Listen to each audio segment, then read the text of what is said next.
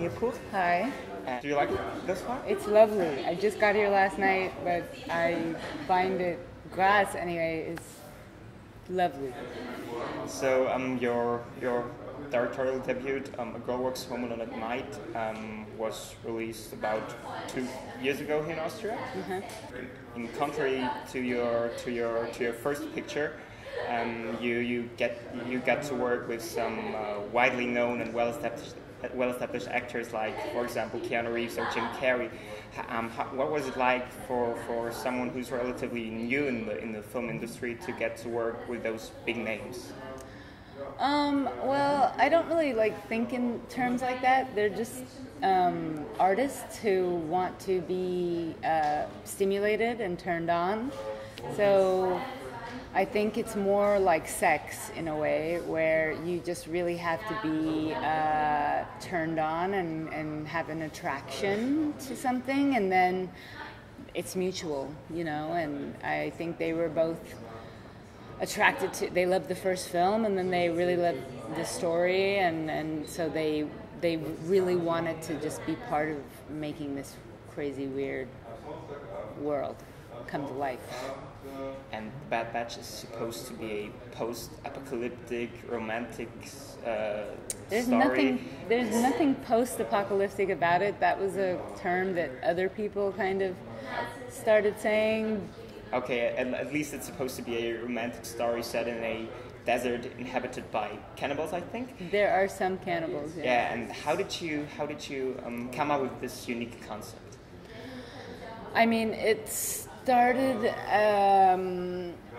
with the idea of a girl missing an arm and a leg and bleeding in the middle of a desert, in the middle of nowhere, but she's alive.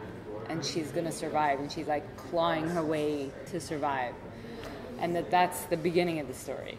And then the kind of fairy tale world that would exist in. And it is kind of, the Bad Batch is in a way like a love letter to America.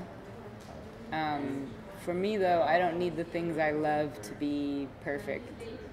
So, because in a way it's basically like, in this desert in Texas, they decided to send all the shitty people, the unsavory people of society, send them here and put them behind this wall.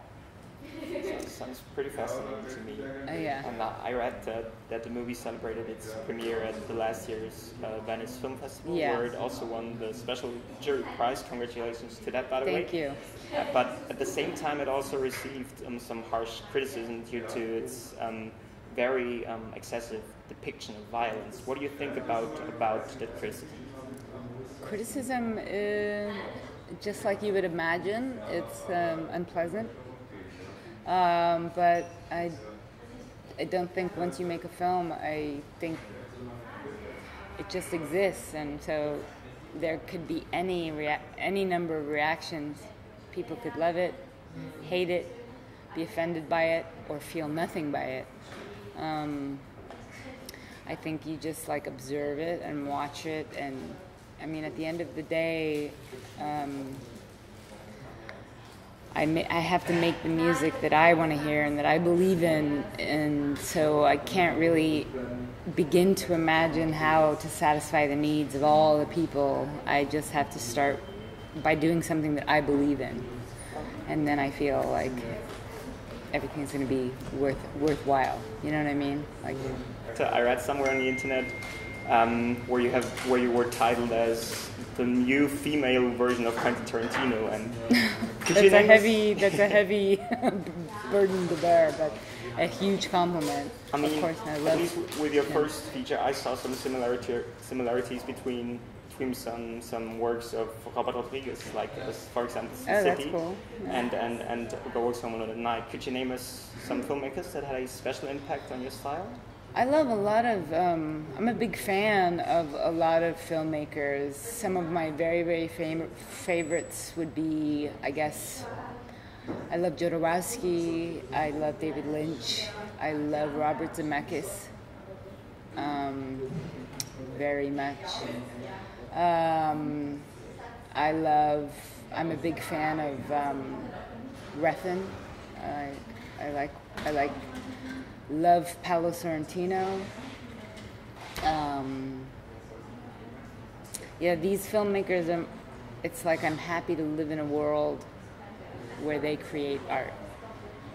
I don't need to love every single film, but there's something about what they do that I feel happy to be in a world where they do it.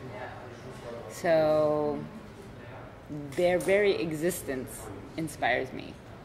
Tarantino too, of course. And Guillermo del Toro. Amazing. And who else? That's a lot. I named a lot. So you're pretty much into filmmakers who Aronofsky. Who tend to use a very, very significant style. Yeah, I think I'm definitely attracted to filmmakers who embrace the fantastical potential of cinema. I feel like, when I was a kid, I liked movies because I felt like you got to enter into a dreamscape. You get to leave this world and go into this other portal, into another dimension. Like a movie like The Never-Ending Story or Back to the Future. You can challenge time, you could harness your destiny and save humanity and even a movie like Home Alone, where that kid is left home alone, is like a true heroic fantasy film because it's like the ultimate fantasy of what an 8-year-old wants to happen. But I want to leave here. We are here all the time, so I think it's fun to leave here, but still play with and think about all of our human emotions. You don't have to have things be anatomically correct to feel those same feelings. So you want to create some sort of escapism? Yeah, escape. I think it's too. Part of it is like the fairy tale kind of aspect of it too, because I feel like. Yeah. To escape, but not to escape the emotion. You know what I mean? To get to go to an unfamiliar adventure. It's like Jurassic Park. I love that film. It was like, what if dinosaurs were here? I don't know if you saw a film called Train to Busan. Have you heard of it? I've heard of it. I've seen its prequel, but not Train to Busan yet. This film is next level, and it's a zombie movie, if you want to say that, if you want to call it that. But that's not what it is. It's like I cried 3 times in this movie. Oh. It's an epic action-adventure film, but it's grounded in heart and human emotion and questioning what it means to be human. Yeah. My last question is, could you tell us anything about your upcoming projects as a director? No, I can't tell you about the third film. I never talk about a film until it's done being made, because it's like, if you had a baby inside you and you were like, oh yeah, it's going to play tennis and go to Harvard, you don't know yet. It has to come and kind of grow and become its own. So you're pretty secretive with your work. What's that? So you're pretty secretive with your work. I'm what? Secretive? Secretive. Sorry. Yeah, I feel like you have to protect it until it's done being made and can come out and be. But I'm doing it next year, early next year. So I'm looking forward to your seeing next the film. Are you going to see The Bad Batch? Yeah, I'm going to see it tonight. Yeah, cool.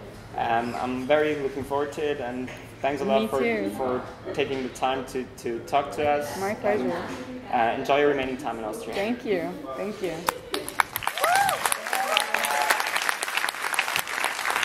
Vielen Dank,